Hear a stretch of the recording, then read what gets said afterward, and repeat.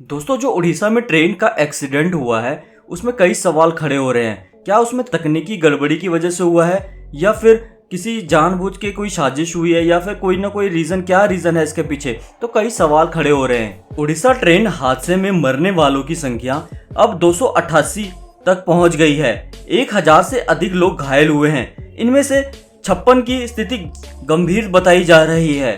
प्रधानमंत्री नरेंद्र मोदी ने दोषियों को कड़ी सजा दिए जाने की बात भी कही है। हादसे की जांच की जा रही है। तो इसी बीच कई सवाल खड़े हो रहे हैं कि हादसे की वजह तकनीकी गड़बड़ी थी या फिर कोई मानवीय गलती। कई खामियों के ऊपर सवाल उठाए जा रहे हैं जिसके चलते हादसा होने की संभावना बताई जा रही है। दोस्तों, शुक्रवार शाम 6:50 से 7:10 के बीच उड़ीसा के बालेश्वर में 3 ट्रेनों के बीच जोरदार टक्कर हुई जिसमें कई डिब्बे एक दूसरे के ऊपर आ गिरे। कोरामंडल शालीमार एक्सप्रेस मालगाड़ी से टकराकर पटरी से उतर गई।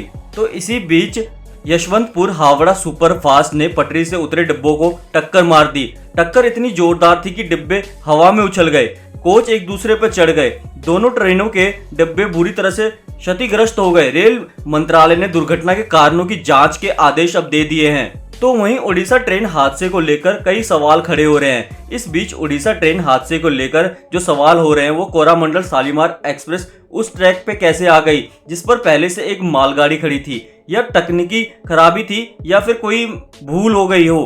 कई एक्सपर्ट्स ने सिग्नल में गड़बड़ी होने की संभावना जताई है और ये बात भी कही जा रही है कि देश भर में ना जो रेल मंत्रालय है वो कवच नाम के जिससे टक्कर रोधी प्रणाली होती है, जिससे टक्कर लगने से पहले ही पता लग जाएगा। लेकिन ये लगने के बाद भी ये इतना भयानक हादसा कैसे हो गया।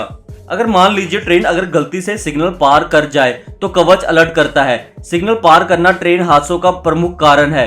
कवच ट्रेन ड्राइवर को अलर्ट करता है। अगर इसे पता चले कि उसी ट्रैक पर एक और ट्रेन है तो ये ट्रेन के ब्रेक पर कंट्रोल कर लेता है और उसे रोक देता है। दोस्तों, अब एक नई बात भी आ रही है। रेलवे के जो प्रवक्ता है ना, अमिताभ शर्मा ने कहा है जिस रूट पे हादसा हुआ है वहां कवच उपलब्ध ही नहीं था। अब सवाल उठ रहे हैं कि इतने महत्वपूर्ण रेल रूट पर कवच क्यों नहीं लगाया गया था।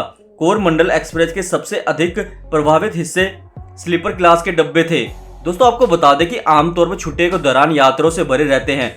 यहाँ तक कि बिना रिजर्वेशन वाले यात्री भी इसमें यात्रा करते हैं।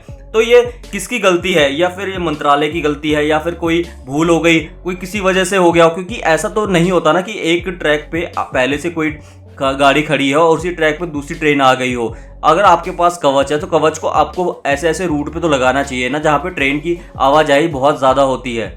तो ये बहुत सारी बातें, बहुत सारे सवाल खड़े हो रहे हैं। धीरे धीरे ही इन सवालों से पर्दे उठेंगे कि किसकी गलती है, आखिर क्या होना चाहिए था जिसकी वजह से ये दुर्घटना नहीं होती। लेकिन अब तो हो चुकी है जिसको दुर्घटना, और ये दुर्घटना कोई छोटी मोटी नहीं है। दोस्तों, आपका क्या कहना है कि इसमें किसकी गलती है और किसको और भी ज़्यादा इसमें ध्यान देना चाहिए था? हमें कमेंट करके अपना आंसर ज़रूर दें। वीडियो अच्छी लगी वीडियो को लाइक शेयर ज़रूर करें। अगर अभी तक आपने हमारे चैनल को सब्सक्राइब नहीं किया है तो चैनल को सब्सक्राइब करके बेल आइकन भी प्रेस कर दें, जिससे हमारी हर एक नई वीडियो की नोटिफिकेशन आपको मिले सबसे पहले।